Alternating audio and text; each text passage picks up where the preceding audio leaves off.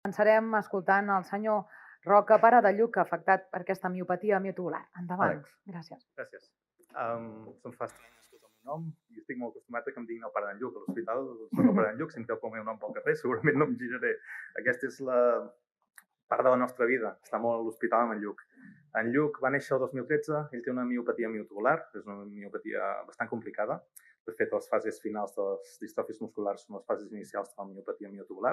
Això vol dir que en Lluc no pot caminar, no pot assentar-se, no pot aguantar el cap, no pot respirar pel seu compte, no pot menjar pel seu compte. I, evidentment, la respiració és el que a nosaltres sempre ens preocupa més i és el que ens ha portat a situacions de costa dir-ho en veu alta, però de vida o mort, molts cops. I ahir, sense anar més lluny, ja us ho explicaré.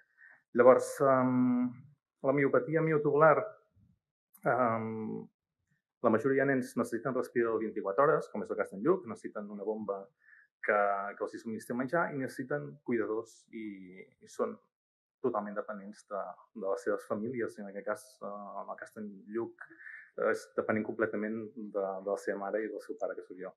Llavors, això vol dir que nosaltres la nostra vida l'hem tingut de ficar en pausa. De fet, jo sempre parlo que la vida abans d'en Lluc i la vida després d'en Lluc són completament diferents i no tenen res a veure. I el nostre projecte de vida, evidentment, va quedar completament destruït. Jo em dedico a l'audiovisual, sempre m'acabo imaginant escenes de pel·lícules, m'imagino la Segona Guerra Mundial, l'avió que destrueix la ciutat, doncs d'aquestes cendres de la ciutat, bàsicament, vam tindre de construir i no ha estat fàcil una vida nova. Perquè quan apartem la capa de malaltia, hi ha un nen, petit, i un nen petit que li agrada mirar dibuixos animats, hi ha un nen petit que s'enfada quan li traiem els dibuixos, hi ha un nen petit que utilitza la seva malaltia per fer-nos xantatge per poder veure la Peppa Pig, perquè es treu el respirador i si no hi anem corrents malament. Llavors hi ha un nen que li agrada jugar, hi ha un nen que li agrada plorar, hi ha un nen que li agrada riure, i és el que és complicat.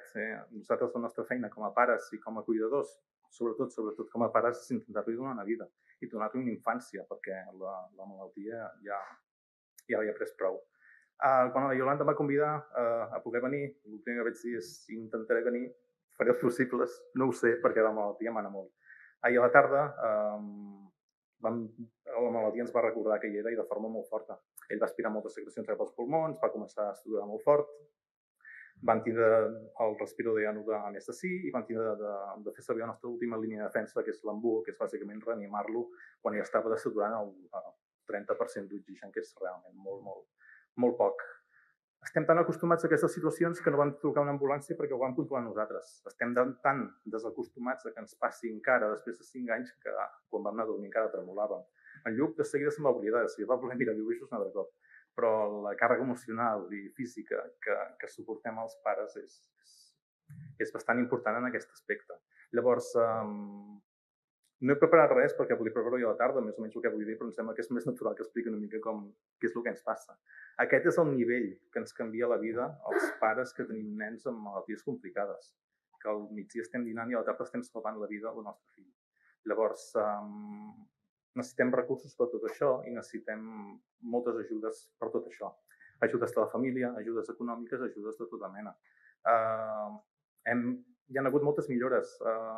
Només el servei de pal·liatius pediàtrics de Vall d'Hebron, que va començar a operar no fa pas massa, ens ha suposat un canvi molt important.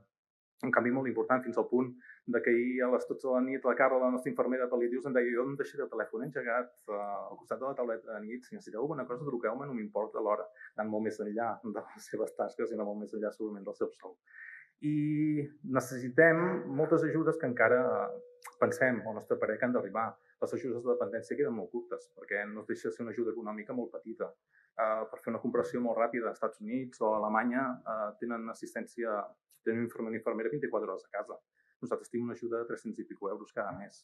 Penseu que només amb pomadeta oftalmològica, perquè en lloc té els músculs tan dèbils que ni tan sols pot parpellejar, ens gastem 250 euros. Estem lluny encara de països del nostre entorn de poder tenir una assistència sanitària domiciliària molt bona. Necessitem que els protocols d'urgències s'adaptin al nen i no el nen al protocol d'urgències. Necessitem que els horaris de quiròfan s'adaptin al nen i no el nen als horaris de quiròfan. Hi ha una sèrie de millores que la veritat és que ens esperança, perquè ho veiem que hi ha molt bona disposició, els canvis van sent mica en mica. La malaltia no ens perdona, i la malaltia és allà i com ens va passar ahir, ens recorda una miqueta que hi és. I el futur és el més important ara mateix, que és una mica agredolç, perquè estem a les portes d'una cosa que ho canviarà molt tot i moltes malalties minoritàries, com és la teràpia gènica. En el cas de la miopatia miotubular, que és la que té en Lluc, als Estats Units alguns nens ja han començat a fer assajos clínics amb teràpia gènica, els resultats són espectaculars. Hem aconseguit fins i tot veure algun vídeo d'alguna família i en 6 mesos hem vist un nen que necessitava respirador, que no podia respirar pel seu compte, que no es podia mantenir assentat pel seu compte, a moure les cames, a no necessitar respirador. És espectacular, però al mateix temps és molt agredolç, perquè és la teràpia gènica, els assajos clínics, a la investigació, les famílies tenen molta pressa a les coses i ja sabem que necessiten el seu temps.